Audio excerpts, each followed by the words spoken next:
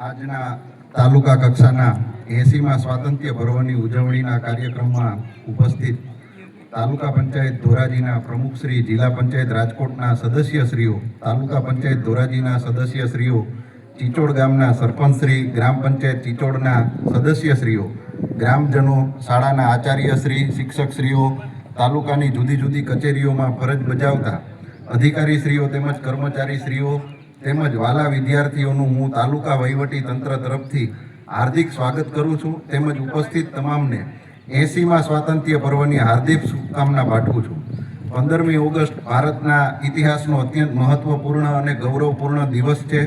15 August 1947ના રોજ લગભગ 200 વર્ષના બ્રિટિશ શાસનમાંથી આઝાદી મળી હતી.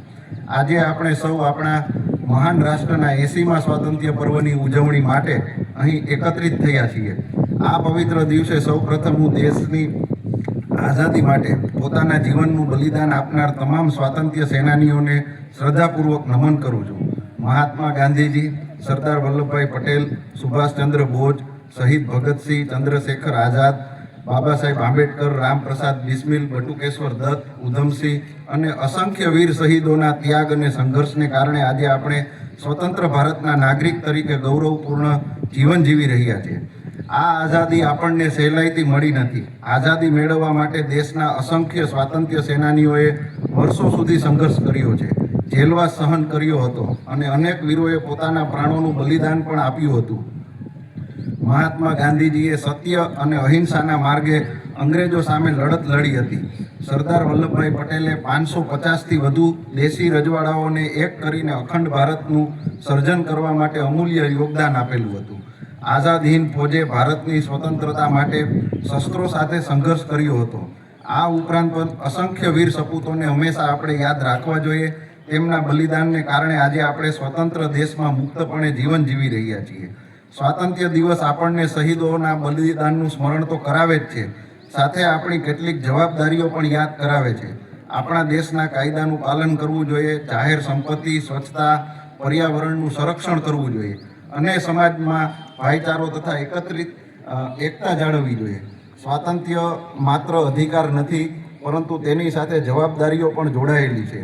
આ ભારતના નિર્માણમાં આપણે સૌ પોતાનું યોગદાન આપીએ. દેશ પ્રત્યેની સાચી ભક્તિ એ જ છે કે આપણે સારા અને જવાબદાર નાગરિક બનીએ. આજની વાત કરીએ તો આજે એક વર્ષમાં છેલ્લા ભારત માત્ર એક વિકાસશીલ દેશ નથી પણ વિકસિત દેશ તરફ પોતાના ડગ માંડી રહ્યો છે.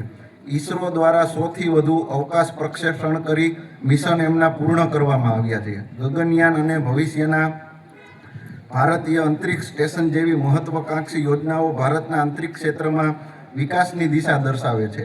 18 જુલાઈ 2026 એટલે કે આજથી 2 મહિના પૂર્વે ભારતીય ખાનગી કંપની સ્કાયરૂટ એરોસ્પેસનું વિક્રમ-1 રોકેટ હરિકોટાથી સફળતાપૂર્વક અવકાશ તરફ પ્રક્ષેપિત થયું છે. ભારતની ખાનગી કંપનીઓ દ્વારા પણ હવે ભારતીય ભૂમિ પરથી ઓર્બિટલ રોકેટનું આ પ્રક્ષેપણ કરવામાં આવ્યું હતું. તે પણ એક સફળતમ મિશન સિદ્ધ થયું છે.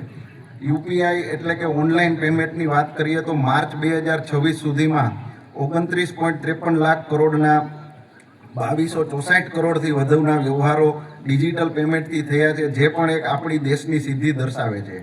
ડિસેમ્બર 2025 સુધી 5G નેટવર્ક માટેના બેઝ સ્ટેશન 99% દેશના જિલ્લાઓમાં સ્થાપિત થઈ ચૂક્યા છે.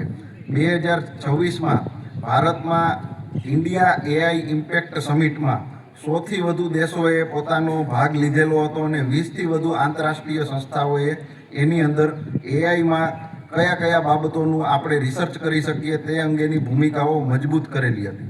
ડાયરેક્ટ બેનિફિટ ટ્રાન્સફર એટલે કે આપણા બેંક એકાઉન્ટમાં આવતી સીધી સેવાઓ, પીએમ કિસાન હોય, વૃદ્ધ સહાય હોય, ગંગા સ્વરૂપા સહાય હોય, આ બધી સહાયો, આ સિવાય અન્ય જે પણ ડાયરેક્ટ બેનિફિટ ટ્રાન્સફર આપણા બેંક એકાઉન્ટમાં આવે છે તે અત્યાર સુધીમાં 49 લાખ કરોડ સુધીના આખા દેશમાં વ્યવહારો થયેલા છે. હમણાંની વાત કરીએ તો તાજેતરમાં ગ્લાસગો ખાતે યોજાયેલી કોમનવેલ્થ ગેમ્સમાં ભારતીય ખેલાડીઓએ આપણા દેશનું ગૌરવ વધાર્યું છે. કુલ 39 મેડલ મેળવી અને વિશ્વમાં 4થું સ્થાન ભારતે મેળવેલું છે, જે અંતર્ગત 13 સુવર્ણ, 17 રજત અને 9 કાંસ્ય મેડલનો સમાવેશ થાય છે. ગુજરાતની જો સિદ્ધિઓની વાત કરીએ તો ધોલેરા અને સાણંદ, અમદાવાદના ધોલેરા અને સાણંદમાં સેમિકન્ડક્ટર ક્ષેત્રના નવા ક્ષેત્ર બની રહ્યા છે, જ્યારે ગાંધીનગરની ગિફ્ટ સિટી ખાતે વૈશ્વિક નાણાકીય સેવાઓનું પણ મહત્વપૂર્ણ કેન્દ્ર બની રહી છે. ગુજરાત માટે આગામી વર્ષમાં ગૌરવની વાત એ છે કે 2030ની કોમનવેલ્થ ગેમ્સની યજમાની ગુજરાતને પ્રાપ્ત થઈ છે અને આ કોમનવેલ્થ ગેમ્સ એ માત્ર રમતગમતની સ્પર્ધા નથી, પણ કોમનવેલ્થ ગેમ્સની શતાબ્દીનું વર્ષ પણ આ ઐતિહાસિક આયોજનમાં સમાવેલું છે. વિશ્વના અનેક દેશના ખેલાડીઓ અને પ્રતિનિધિઓ અમદાવાદમાં એકત્રિત થશે.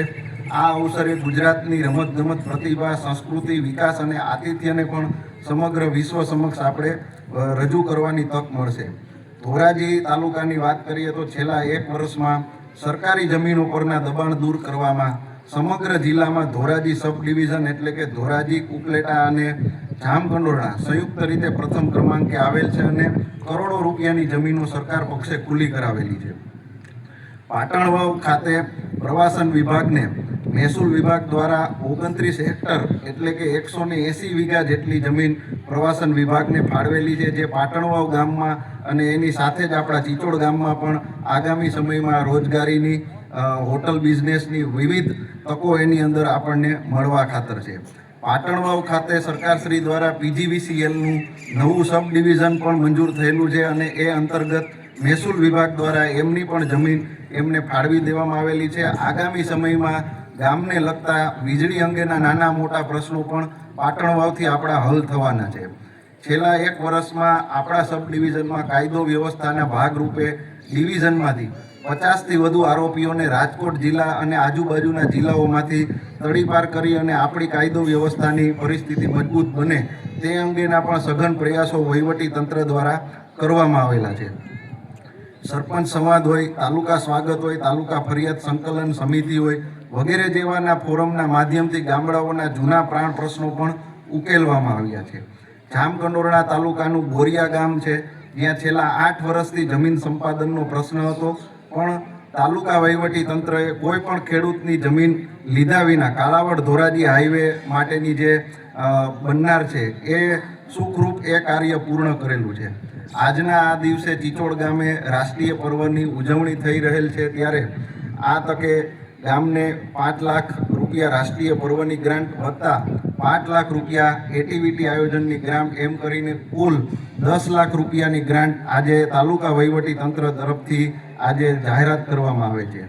હું દેશના યુવાનોને આહવાન કરું છું, તમારા સપનાઓના ભારત માત્ર તમારી સફળતા સુધી મર્યાદિત ન રાખો. તમારા સપનાઓને ભારતના ભવિષ્ય શ્રેષ્ઠ કાર્ય કરો અને દેશના વિકાસમાં પોતાનું યોગદાન આપો. એ સાથે જ વંદે માતરમ, ભારત માતા કી જય, જય હિન્દ.